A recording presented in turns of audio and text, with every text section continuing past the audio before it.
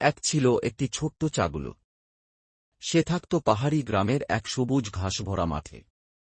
রোদে ঝলমলে সকালে সে খুশি মনে ঘাস খাচ্ছিল। হঠাৎ তার চোখে পড়ল এক সুন্দর ফুল। ফুলের গন্ধে মুগ্ধ হয়ে ছাগলটি আস্তে আস্তে এগিয়ে গেল। ফুলের চারপাশে মৌমাছি ঘুরছে, বাতাসে হালকা দোল। ঠিক তখনই এক ছোট্ট ছেলে চুপি চুপি এসে গেল। তার হাতে ছিল একটা ছোট ঘণ্টা। সে হাসিমুখে ছাগলের গলায় ঘণ্টাটা পরিয়ে দিল।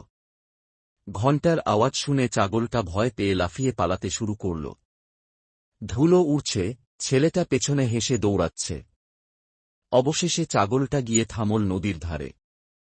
নিজের প্রতিবিম্ব দেখে অবাক হয়ে মাথা নাড়ল। সূর্য অস্ত যাচ্ছে, আকাশে লাল আভা। ছাগল আর ছেলেটা একসাথে নদীর ধারে বসে আছে। ঘণ্টাটা আস্তে আস্তে বাজছে। সবকিছু শান্ত, মায়াময় আর সুন্দর।